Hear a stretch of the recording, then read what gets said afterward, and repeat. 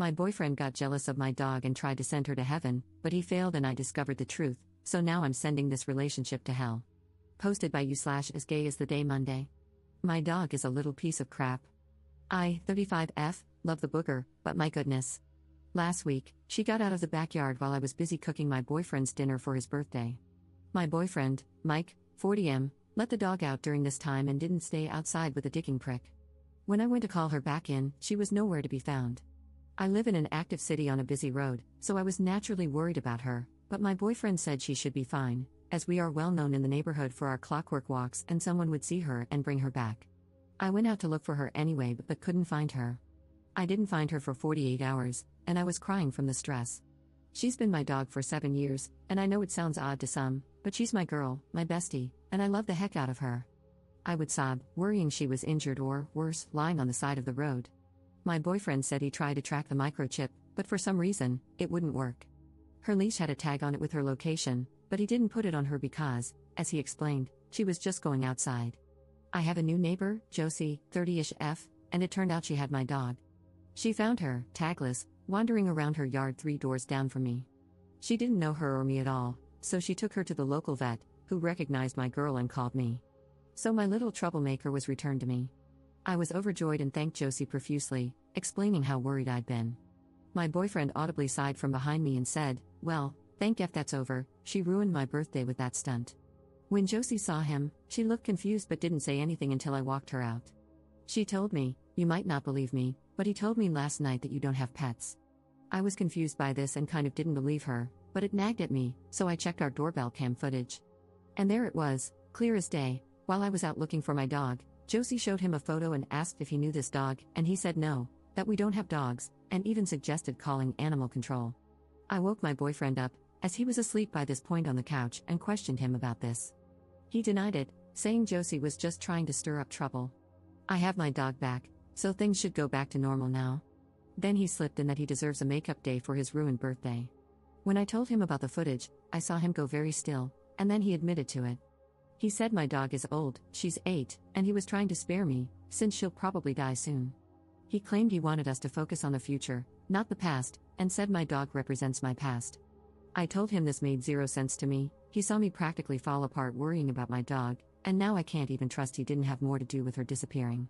He lost it at that, saying he knew I'd find a way to blame him for this, and shouted, "You love that beach more than you love me." I told him that he's the coward and a beach for lying and not being honest about clearly not liking my dog for the past year. Then I asked him to leave. He stared at me like, "You're really going to kick me out right now over a dog?" And I said, "Absolutely." He cussed at me and went back to his place. I haven't read the texts he's been sending me, but there have been a lot. He's been gone for 7 hours, and I have 27 text notifications from him. He also talked to my brother, Blair, who called me to say I hurt Mike by caring more about an animal than about him and not being able to just shut up, be an adult, and celebrate my boyfriend's birthday. I'm confused because we've been together a bit over a year and I spoil the hell out of him. We even met because of my dog, and he seemed to really adore her this entire time. My brother, though, doesn't like me much these days, so I can't really tell if he's just being a prick, probably. Update 2 days later. After my post, my boyfriend showed up at my door the next day with flowers and dog treats. I didn't let him in but talked through my screen door. He said he'd had time to think, was ashamed of his behavior, and was very sorry. He explained that he has abandonment issues and got scared when a friend put the idea in his head that I love my dog more than him. The friend, it turns out, is my brother, Blair.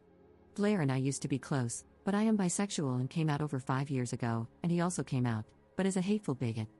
I can't really get into it all because it is a lot, but suffice it to say, our relationship went downhill when his bigotry started to show. I guess that makes me an idiot because when he introduced me to my boyfriend, I should have been suspicious. He was so supportive of us, and my boyfriend was sweet and kind, never had a problem with me, and never got insecure or weird about it. He came with me to Pride events and would post about it on social media. We wore matching rainbow outfits and the works. Now I don't trust it. Anyway, I told him I wasn't ready to deal with him yet, and he asked why not. I explained my perspective, basically what I shared in my last post, and added that he showed up without letting me know he was coming and didn't even let me speak. He just launched into this grand apology.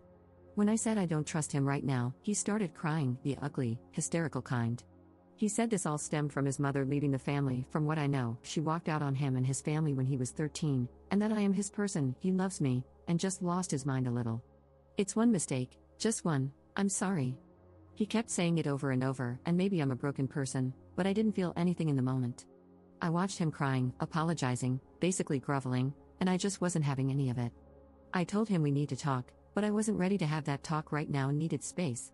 He begged me to let him in and only left when some neighbors came by to ask if everything was okay. He just snapped, told them to F off, and then left. I'm not even sure what I'm doing anymore or what I'll do about him or my brother. Second update 2 weeks later. Hey Reddit, this is long, but I had to fit in a lot. Well, it gets progressively worse. Not an hour after my last post, my phone is ringing off the damn hook. It's my brother Blair, according to my phone screen, and sure, it's his number, but who is it really? My dad, whose number I have blocked for 1,000 reasons. Here are just a few I think are important. Like I mentioned somewhere in my previous posts or comments, my mother died giving birth to me. Blair always low-key blamed me, but my dad blamed me entirely. There's no way around it, he was just straight up abusive. He even named me after my mother and was strict about my appearance, demanding I keep my hair styled like hers, never dye it since I have the same color hair as she did. I don't need glasses, but he gave me frames like hers, you get the picture. He would physically hurt me and tell me it's my fault she died if I even tried to stray from becoming her. For most of that time, I thought this was somewhat normal until I talked about it to others. After that, our relationship grew strained, and I could fill pages with stories of why I'm low contact with him and keep him, Blair, and my eldest brother, Jack, on an information diet. But I know I might be pushing some readers' patience here, so I'll move on. Dad started yelling at me, not unusual, at first about me blocking him. He had been blocked for about a week at that point, and it was temporary. I sometimes have to block him because, every once in a while, he starts to push back on my boundaries or gets downright mean. When I unblock him and reaffirm boundaries, he behaves for a bit. Then he added that now he's hearing I kicked out the nice young man I'm seeing over a small spat and launched into how my mother was never a vengeful woman, she was calm, rational, understanding, etc. He eventually runs out of steam and finally stops, and there's a long pause. Then he says, "Well, what have you got to say for yourself?" And I say nothing, and just hang up. So then Mike shows up again, not long after, y'all, this is the same day he came before, with my dad and Blair. Mike is demanding I let them in. Blair has walked around to my back door and tries to open it. My car is in the garage, so I just keep quiet, stay in the back room with Booger, and listen. They're talking to one another, walking around my house, and eventually start saying I might not be home. They call me several times and send texts from Blair's phone, and after about 10 minutes, they give up and leave. I watch my Ring cam footage, and there's a moment when Mike warns the others about the cam and says he's pretty sure there are cameras around the whole property, which wasn't true at the time, but I guess he was paranoid. They retreated to my dad's car and sat there for a while, then drove off but passed by the house at least twice. I waited about 2 hours, ignoring my phone, packed a bag for me and Booger, and called a close friend, Aria, 35F, who lives a bit north of me, to explain. Booger and I stayed with her for a full week, and during that time, her brother stopped by, got my keys from me, bought and installed more cameras on my property, gathered additional things for me and Booger like medications I had forgotten, and helped me file a police report about the visit. The cameras showed that Dad and Mike came by a total of 4 more times, twice each, and I have phone records proving that, after I messaged all 3 of them to leave me alone for the time being, they refused. Mike demanded via text that we have to talk and that it has to be in person, and my dad separately said the same using Blair's phone. Police appeared on my door cam saying they were there for a welfare check. I explained through the cam that I was fine but away. One of them said he'd level with me, he's a friend of my dad's, and that my dad is mighty worried about me. He told me, as a father, if my little girl vanished this way, no one could convince me she's okay and taken care of until she's right in front of me, okay and taken care of. Thank God Aria and her brother had insisted I make the report because, despite it not being a crime at the moment and thus not actionable, I was able to explain that a report had already been filed for their trespassing. I also now had further footage of them continuing to do so, and I expressed my fear for my safety and that of my pet. I asked how I could press charges for harassment, and while the cop didn't say directly that I shouldn't, he danced around it, saying I'd probably have to do that in person. Then he asked where I was earlier. I stopped responding and called the police department directly to make another report. I guess it's a freaking mystery how Dad found out I wanted to press charges, because he sent me a long text about how disappointed he is in me and how I am a monster, hateful, and broken for trying to punish him for being a loving father worried about his only daughter. I am not his only daughter, but he disowned my half-sister. Long story. He added that he's now lightheaded, sometimes dizzy, feeling faint, and thinks it's all the stress from this. Maybe it's time for me to reunite with your mother. I've missed her. I'm so tired, he continued with a long rant about how depressed he is. Unsurprisingly, Blair's next set of texts shifted in tone from the former "how dare yous" to short and vague messages like, "Look, I know you're mad at me right now, but please reach out. I'm worried about Dad, and Dad is staying with me. I think he's sick, but he won't go to the doctor," imploring me to call him because he will listen to you, along with updates on Dad's on and off hunger strike. But the one I fell for makes me feel like the biggest chump of the century. I had just gotten back to the house and had ignored 3 consecutive calls from Blair. He left 3 voicemails. 1. Dad is acting strange and I'm worried. Please call. 2. Can you please text Dad to let me take him to the doctor? He's refusing, and he hasn't eaten in nearly a week. And 3. Dad has collapsed. The ambulance is taking us to the hospital, and I don't know which one yet. Followed by a text saying, Dad doesn't have long, they're saying, so please come quickly. So my dumbass responds to that, asking which hospital, and he says he's waiting at a restaurant next door to the hospital nearest my home. I know it was next level stupid, but I was in panic mode. He's my only living parent. He's a monster, a bigot, a narcissistic son of a bitch, but he's my dad, the only one I've got, and I couldn't fathom Blair lying about something like this. He told me to meet him at the restaurant because we needed a game plan but to hurry so we could get back to Dad. I called Arya, hysterical, telling her my dad might be dying and everything that had happened. Arya listened and then said something like, "Listen to me, stop for a minute. If it were my dad, I wouldn't be at a freaking restaurant, I'd be glued to his side. If the staff wouldn't allow it, I'd be camped out in the waiting room." She made it clear that no one in that situation would be somewhere else when a loved one had moments to live. I felt stupid, but she was right. I called the hospital, and no one by my surname, it's a unique one, had been brought in. When Blair texted again, I lied and said I was at the front desk asking where Dad was. He got mad, saying, "Why would you go there without talking to me?" I asked him to tell me the truth, is Dad there or not, and he hung up on me. Dad soon texted, "Well, I see now that you don't care about us at all, good to know." I replied, but it came back as undeliverable. He had blocked me. I tried calling Blair back. He also blocked me. Over the next 2 days, I realized they had blocked me on almost everything. Then, on the second day, Mike texted, asking if I was ready to talk. I said sure, and he suggested the same restaurant, and it was like this oh moment. I suggested we just have a call, but he insisted it had to be in person and asked me to be mature about it since we're adults. So I replied, "Okay, adult to adult, were you with Blair there?" He took an hour to reply, and in that time, I threw in another fib. I said, "I want to give you a chance to tell me the truth because I was there, so give me your answer." When he replied, he said it was an intervention. According to him, I'd been mentally unstable for a while now, and, apparently without me knowing, I'm an alcoholic. He drinks more frequently than I do. I usually only drink wine socially, while he has whiskey every night. He said he'd been talking to Blair and eventually my dad about it, so they wanted to sit me down and support me.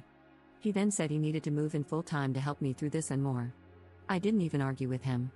I replied that there is footage and phone records of harassment, and that lying about my dad dying was honestly so low it was only slightly less ludicrous than this half-baked fiction he, and likely my dad and brother, came up with to gaslight me. I told him we're over, and to stay away from me, my home, and Booger forever. Then I blocked him. I know that was long, but honestly, I cut out a lot, and I'm sorry it's not a more empowering breakup story where I saw through the BS and ended things in a dignified, clean way. Now I'm mentally focused on putting my house on the market so I can move. Arya has cleared out her home office/guest room of work stuff so Booger and I can stay with her until I find a new place, and I'm dealing with trying to get restraining orders, which is harder than I expected. Oh, and Booger is good. She loves Arya's place and her 2 dogs and cat. Plus, the neighborhood has far more children who are outside a lot since school hasn't started yet here. She sits out front with me, Arya, or Arya's partner and gets non-stop pets. She's in heaven, lol. Third update 3 weeks later. I don't really want to get into it, but I kinda need to vent, and some of you, most of you, have been really helpful, insightful, and kind. Mike has been pushing the narrative that I'm mentally ill. He knows I suffer from depression and PTSD, and for whatever reason, he's now claiming I was/am a misdiagnosed schizophrenic. It was relentless, and Blair and Dad have been backing him. I finally reached a breaking point and hired a lawyer. After cease and desist letters and 1 restraining order, my father is a complete psycho. Long story, Mike showed up at my doorstep. He's now demanding that Booger is his dog too, saying he has rights to her and that he's worried about her safety with such a mentally unstable parent, me, it seems. So I told him that I now have footage, again, of him being the unstable one and that his bizarre, manipulative threats, along with video of him claiming he doesn't even have a pet, would debunk his case. I'm not entirely sure what happened after that because the feed cut out, but it looks like the man lost his mind and dismantled my ring cam. Fortunately, the other cameras he didn't know I had installed show him doing exactly that. Good thing I have a lawyer. Fourth update 1.5 weeks later. This is gonna be long because I am so goddamn livid. TL, DR, Mike is making breaking up utter hell and stole my dog, and now I've had to move for my and my dog's safety. A single day after my last post, I was packing up for an impromptu trip Arya was taking me on, partly to help me relax and partly to get me the hell out of that damn house so my father, brother, and ex wouldn't know where I was. So, I took Booger to the groomers. We planned to be away for a while, and she was due anyway.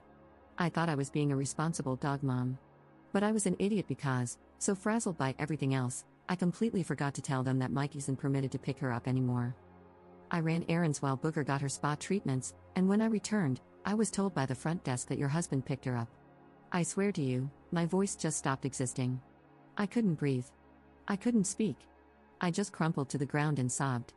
He knew the groomer, knew the staff, he would sometimes pick her up for me back when we were together, and I didn't protect my baby by preempting this. How could I have been so damn stupid? His life mission is getting rid of her. It should have been one of the first things I did. I removed him everywhere else, and I don't know how I missed this. The staff came around the desk to help me to a chair, and I just wailed. I think I managed to say enough. The police were called, and I could barely speak even to them. They asked if there was someone I could call, like any family, and I cried harder. I have no one. If anything, my father and maybe my brother would help Mike do this. I managed to think clearly enough to call Arya, and she was on her way. But then I looked at my phone.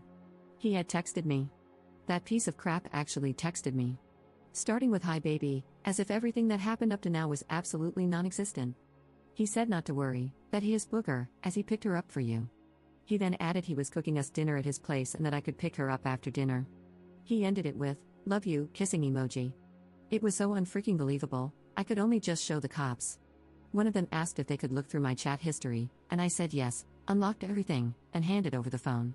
I had forgotten all the abusive, manipulative, awful things that idiot had texted me until the cop pulled a colleague aside and showed him the screen a few times. I saw the officer glance back at me a couple of times, and then he left the building. When he returned, he asked if I had called the police about Mike before, and I said yes.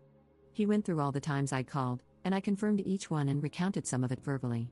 Arya arrived and gave her own account of the situation, emphasizing that we had done everything we were supposed to by notifying them about this and that we'd been told they wouldn't help. She added that if Booger is hurt, she'll raise an unholy inferno over their useless department. Arya started to take charge, filling in for me when I couldn't, and asked what the police planned to do. They needed paperwork. Booger's records are all in my name, and the groomer is connected to the vet who handled Booger's adoption and intake paperwork, which proved I am her sole legal owner. The police went to Mike's home to get Booger, and from what I understand, since I wasn't there and only heard the official story, Mike let them in, showed them the dinner he'd made, and seemed confused, acting as though he didn't understand why the police were involved. He portrayed it as though we'd had a bad spat but were working things out, claiming I was mentally unstable, heavily medicated, and had asked him to pick up Booger after telling him about the grooming appointment. When they asked where Booger was, he said he no longer had her, claiming that family had picked her up so we could have a private, intimate night to make up and work on our relationship. I was at home waiting when another cop came by to ask about my mental health and whether I was a danger to myself or anyone, because Mike claimed he was concerned that I was unpredictable and abusive. Once again, I showed the text and footage showing the polar opposite, and once again, I explained that everything I was showing him, and more, had already been turned over to the police.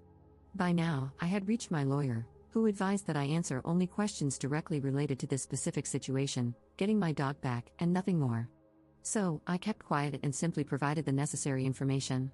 They found Booger at Blair's, but now Blair had his own story, that I was mentally unstable and unable to care for her, so I had asked him to take Booger to a shelter since I didn't have the heart to do it myself. He couldn't provide any proof, so they took Booger with them and brought her home. Booger came to me immediately, straining against the leash to reach me, and I cried on my front step, apologizing to her as if she understood everything that had just happened. But she was happy and excited, probably loved riding in a cop cruiser. She was just thrilled to be alive, as usual. The policewoman who handed me her lease provided information on where to get the paperwork about today's events and said she couldn't offer legal advice but to make sure to lock everything up tonight and call if anything happened. I did take Booger to the vet, and the tests that have come back show she is perfectly fine. I've now packed up most of my house, and everything that isn't in storage has been moved to Arya's. I'm working on getting the place ready to sell. I can't even imagine going back to that damn house. Mike left me a voicemail lamenting that I sicked the police on him when all he ever tried to do was love me. He said he's been so patient with my mental illness and obsession with my mutt, but now he's realizing my father was right. I don't deserve him, and I will never find anyone like him who will love me because I don't deserve love. And when I realize what I've lost, all due to my self-centered attitude, I'd better hope he hasn't moved on. But he's there if I ever decide to grow up, be a real woman, and try to fix things with him, although he's not going to wait around forever. An emergency protective order was pushed through, thanks to my lawyer, against both Mike and Blair. Blair was stupid enough to blow up my phone after the police took Booger, berating me. I didn't even listen, just forwarded everything to my lawyer, but apparently it was more than enough. My father lost it, I'm told, but I wouldn't know. He doesn't know where I am and has no way to reach me now. Mike is trying to pull a reverse, claiming that I was the abuser and that's why he fled to his place. He's also insisting I asked him to take Booger, with Blair backing him up. But my lawyer says not to worry because no one is taking his claims seriously, given the overwhelming documentation we have of their harassment. I've been at Arya's, and we're heading out on the trip tomorrow. Booger is a road dog and loves car rides, so I know she'll be very excited. The city we're going to is incredibly dog-friendly, so she'll be with us every step of the way. I'm not letting her out of my sight. Arya helped me go through everything to make sure Mike is now removed from all areas of my life. All of Booger's appointments, my medical records, package sign-offs, everything. All mail-in packages are being rerouted to Arya's, and Mike doesn't know her address. She also has a rental property she uses as an Airbnb, and once the current tenants leave, she's setting me up to stay there until I find a new job out of town and move. I'm just so glad to have her with me right now because I haven't been able to sleep. I can barely even be around food, let alone eat it. Booger was gone for maybe a total of 5 hours, but I swear it felt like a lifetime. I've set up virtual appointments with my counseling team and might need something to help me sleep. But last night, Booger hopped up into bed with me, plopped down, and snuggled right beside me. I think she knows I'm stressed, and the only clear cure is cuddles. She's not entirely wrong. My mind is racing because, what would have happened if I didn't already have a lawyer pushing for my dog's return, or Arya there to speak up for me when I was a useless blob on the floor, crying and accomplishing absolutely nothing? I feel like a failure because, when it was time to act, all I did was cry like a child. Booger deserves better than me. What if he decided to just get rid of her or, worse, harm her? What was his whole plan? And why the hell would Blair help him? I know he hates me, but Jesus Christ. All I know for now is that I'm no contact with all three of them, and by the time my protective order is up for review next month, new job or not, I'll have yanked every root I placed here and get the hell out. 5th update 4 days later. I tried to edit this into my last post, but it kept giving me an error, and I'm too upset and frazzled to figure out why. Mike, Blair, and Dad have stepped it up. In the past 3 days alone, this is what's happened. My father has posted in multiple groups across several social media platforms, sharing a photo of me and asking if anyone has seen me, claiming I've gone missing. He's publicly shared my medical information related to my mental health, stretching the truth so hard I'm surprised he didn't pull a muscle. In his narrative, I'm off my meds, acting irrationally, and have now gone missing after attacking my brother. My lawyer has advised me not to worry and says she'll have the police handle it, as he's violating his restraining order by doing this. I've been getting calls and texts from multiple numbers, and the messages are mostly the same. I don't deserve love, that when I was essayed, it was my fault or made up because who would want me. They say I need to take what I can get, that I'm embarrassing, insane, unstable, and need medications. The insults just go on and on. I know one of them is either my dad or someone sent by him, because his favorite insult, "You're a waste of space and time," came up more than once. He used to say that to me when I was growing up if I didn't do what he said or try to change my look in any way. I would cry, and then he would hit me and tell me that my mother was resilient, and why can't I be? He'd call me weak and tell me crying is abusive to him because I was trying to emotionally manipulate him. He hurled it at me when he slapped me for coming out as bisexual, and I ended up apologizing to him for his emotional distress because he said he couldn't believe my mother died to give me life just for me to waste it. Sorry, that was a vent. My family on my dad's side has also been coming out of the woodwork to harass me and tell me how bad of a girlfriend, sister, or daughter I am. Some have been fed distorted renditions of what actually happened. Blair told a cousin that I abused Booger and he tried to take her to keep her safe. My cousin didn't believe him because she knows Blair and Dad and how they treated me. She called me only to tell me what was happening, and she also sent me an email to forward to my lawyer. Yesterday I got another text telling me to end myself. I guess that was the breaking point for me because I was gasping for air, trying to keep myself upright, and Arya sat me down and got me my anxiety medication to calm me down. It's unrelenting. I almost spiraled back into self-harm. Arya kept me company and we went to every stop on her itinerary for the day. I was able to breathe after a while. Between her and Booger, I was in good company. I go back to therapy tomorrow morning. I swear I am going to put my therapist on the Fortune 500 list with this laundry list of issues. Blair isn't permitted to talk to me, and neither is Mike or my father. But I keep worrying they will pop up somewhere. It's hard to even think this is all over an 8-year-old cuddlebug who literally doesn't have a bad bone in her wiggly body. Blair has never been this bad before, and it's not that long ago I thought Mike loved me and would never hurt me. I feel like I am going as crazy as they are trying to make me out to be. I have no idea how to even go into work tomorrow like nothing happened. I already emailed our HR rep about the situation in case they try to pull some sort of stunt. I'm paranoid and keep looking around expecting them to be right behind me. All I can do is keep cuddling Booger and hold fast to Arya and her partner, who have been a godsend.